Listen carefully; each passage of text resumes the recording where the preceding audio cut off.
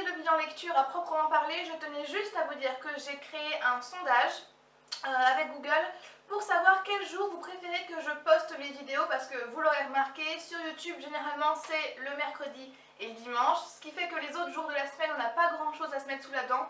Donc voilà, si vous pouviez juste répondre à la question, il y a une question juste pour savoir quel jour vous préférez, le lien étant en barre d'informations. Allez-y, ça prend 2 secondes et ça m'aiderait vraiment beaucoup pour pouvoir mieux m'organiser. Pour la première lecture, je l'ai faite il y a un petit moment puisque je l'ai finie fin janvier. Il s'agit de La mer en hiver de Susanna Kearsley aux éditions Charleston. Donc ce sont les éditions qui m'ont envoyé ce livre et je suis méga contente de l'avoir lu parce qu'il est vraiment génial. J'ai beaucoup apprécié cette lecture. Je pense en fait que pour vraiment aimer ce livre, il ne faut pas en savoir beaucoup. Moi, je vais vous dire que c'est une romance historique, que ça se passe en Écosse. Et donc à partir de là, normalement, si vous aimez l'Écosse, si vous aimez un petit peu l'histoire, que vous vous intéressez à ces choses-là, vous devriez apprécier ce livre, en tout cas ça a été mon cas. On va suivre 2 femmes, l'une vivant au XXIe siècle, qui est auteure, et qui décide de s'installer pendant un court moment en Écosse pour pouvoir y écrire son nouveau roman, et une autre au XVIIIe siècle qui va devoir avancer et vivre en tant que femme du XVIIIe siècle, en faisant des rencontres, voilà, c'est beaucoup d'aventures aussi, surtout quand on lit ce qui s'est passé au XVIIIe siècle. J'ai trouvé que c'était une lecture très dense, c'est hyper riche, historiquement parlant c'est hyper intéressant. J'avais eu un cours à la fac sur l'histoire de l'Écosse, donc du coup ça m'a fait très plaisir de replonger dans cette histoire-là. Après je pense que si vous n'êtes pas hyper histoire, ça peut être un petit peu trop, dans le sens où effectivement il y a beaucoup d'informations, c'est très précis, ça fait beaucoup à accumuler, mais si vous vous y intéressez, c'est pas un problème. Je trouve que c'est très bien mené de la part de l'auteur parce qu'on oscille entre 21e siècle et 18e siècle et c'est très bien amené. Même si c'est une romance historique, je trouve que c'est aussi principalement un livre sur le voyage, voyage spatial ou voyage temporel. Et ce que j'ai bien aimé, c'est, voilà, c'est une romance certes, mais c'est une romance qui est ancrée dans le réel. On suit des femmes, on ne suit pas des jeunes filles ou des ados. Donc on peut, enfin si vous avez mon âge bien entendu, on peut plus facilement s'identifier à ces femmes-là et plus facilement comprendre les problèmes qu'elle rencontre, notamment par rapport à la romance. Encore une fois, c'est pas une romance toute rose, c'est pas facile, c'est pas simple, et c'est ça en fait qui fait que la romance est encore plus belle, c'est que tout ne vient pas comme ça tomber du ciel, magnifique, merveilleux, hop, bisous, vécu heureux et eurent 10 000 enfants. Non, ça n'a rien à voir. C'est des jeunes femmes qui rencontrent des problèmes de leur temps, de leur époque, et au final, voilà, on s'identifie avec les deux.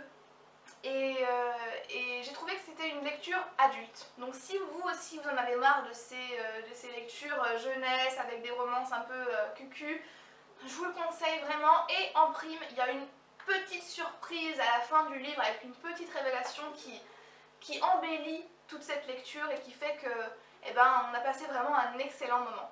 Ensuite j'ai lu The Revolution of Ivy de Amy Engel aux éditions Lumen, donc c'est le tome 2 de The Book of Ivy. Je l'ai lu avec Guillaume et Thomas, je vous mets leur chaîne en barre d'infos.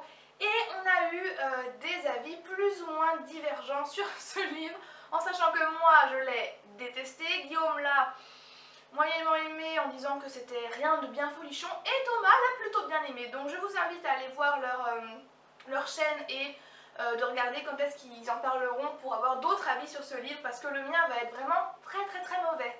Encore une fois, je ne vais pas me risquer à faire un résumé de ce livre-là parce que de 1 c'est assez complexe et de 2 je pourrais vous spoiler, et de 3 j'en ai vraiment pas envie. Ça a été un calvaire pour moi de lire ce livre. Voilà, ça a été vraiment l'horreur.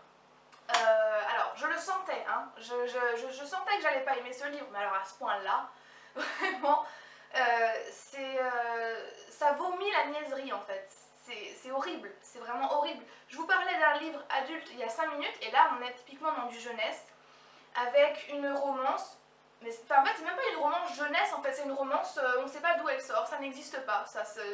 Pour moi ça n'existe pas ce genre de choses.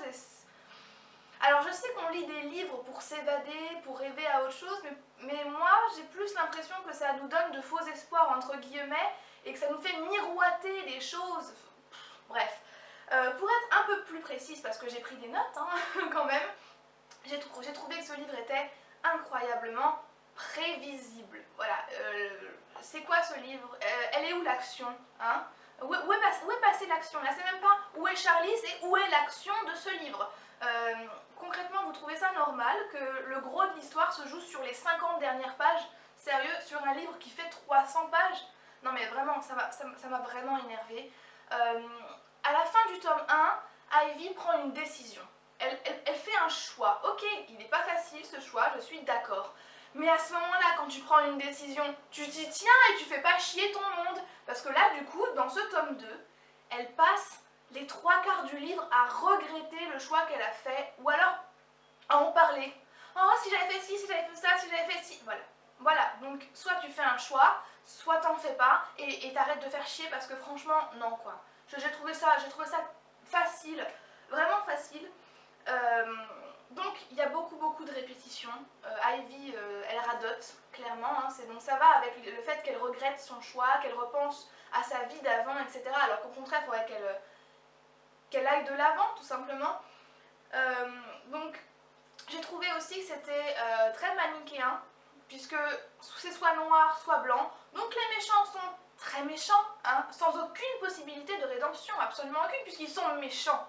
Et les gentils sont très gentils. Voilà, donc ça j'ai encore une fois pas aimé.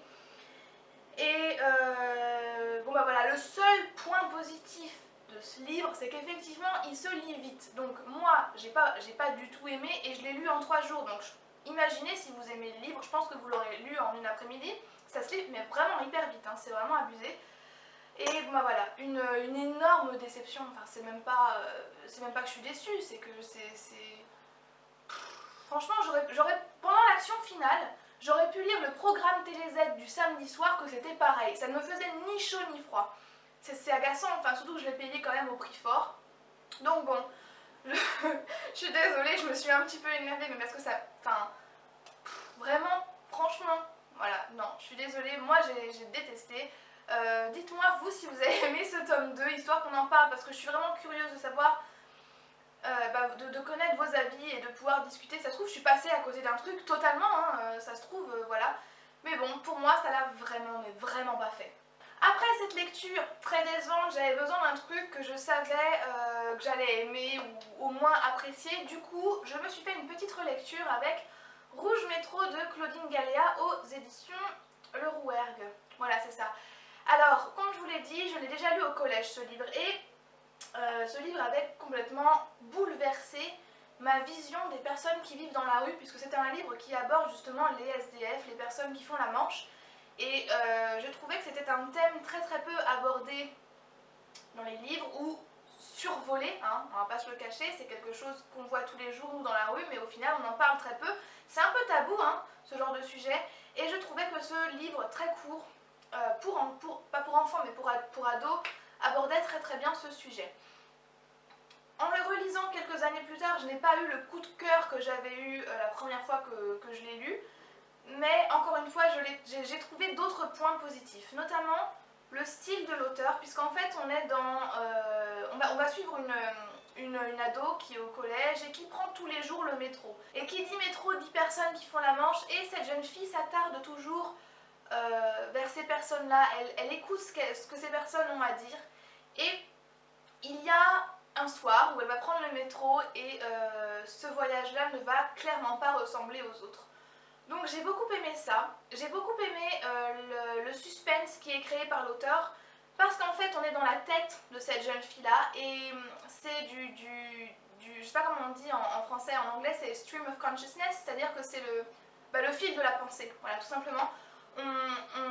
C'est pour ça que c'est pas très cousu, c'est assez, c'est oh bah tiens j'ai fait ci, ah bah tiens je fais ça, il n'y a pas de fil logique on va dire, mais c'est assez intéressant parce que du coup ça crée justement ce suspense, c'est-à-dire qu'on va être dans il s'est passé ce qui s'est passé, il faut absolument que je le raconte, les autres peuvent pas comprendre ce qui s'est passé, moi je l'ai vu, etc.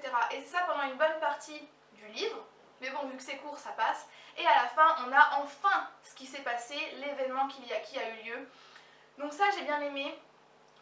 J'ai trouvé aussi, bizarrement, des passages très poétiques. Et ça vient à un moment où on s'y attend le moins. Et voilà, je trouve qu'en gros, Ce livre est très bien pour les ados. Ça permet de se poser des questions sur des choses qui qui nous interloquent pas spécialement de prime abord. Et une fois qu'on lit ce livre, on se dit ah ouais c'est vrai, j'avais carrément pas pensé à ça quoi.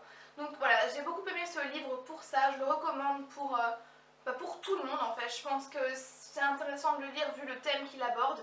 Et en plus, il est tout court. Moi je l'ai trouvé sur Price Minister encore à 90 centimes. Donc voilà, je vous le recommande vraiment, surtout vu le prix, ça vaut pas le coup de s'en priver. Et enfin pour le dernier livre de cette vidéo, il s'agit de L'ours et la colombe, le tome 1 Anna l'étoilée de Ophélie Bruno aux éditions du Chat Noir. Alors les éditions du Chat Noir avaient fait une sorte de liste ouverte pour les personnes qui ont un blog ou qui ont une chaîne Booktube et on pouvait s'inscrire et recevoir des nouveautés dans l'année. Donc je me suis inscrite et j'ai reçu ce livre-là. Alors, autant vous dire que j'étais hyper sceptique à cause de cette couverture. Voilà, dites-moi ce que vous en pensez. Moi je trouve que cette couverture n'est pas hyper attrayante. Hein. Et alors, surprise, la couverture ne reflète pas du tout l'intérieur du livre. Parce que moi je me suis dit en voyant ça, on va suivre une gamine de 16 ans, c'est bon, c'est parti, génial. Et pas du tout, on suit une femme. Elle s'appelle Anna, elle habite à Londres et en fait elle est sorcière, enfin sorcière médium.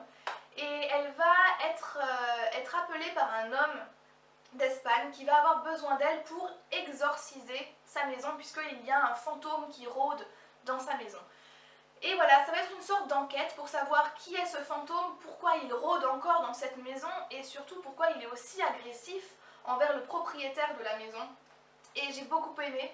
Encore une fois, on est dans la tête de la jeune femme et elle est pleine d'humour, elle est pleine de clairvoyance. Hein. C'est pas elle qui va tomber sous le charme d'un gars qui va lui sortir 2 phrases de lover, pas du tout. Donc ça a été super agréable et voilà, encore une fois, ça se lit vite.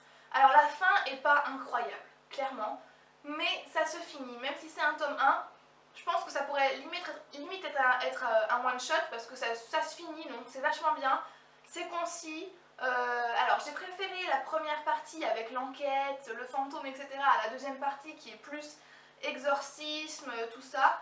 Mais dans l'ensemble ça a été une bonne lecture, c'est sympathique comme tout et encore une fois ça se lit vite. Donc voilà, cette vidéo est terminée, mon bilan est terminé, j'espère qu'il vous aura plu. Encore une fois, dites-moi vous vos avis, n'hésitez pas, même si vous avez un avis différent du mien, n'hésitez pas à me confronter dans les commentaires, tant que c'est fait poliment, il n'y a absolument aucun problème.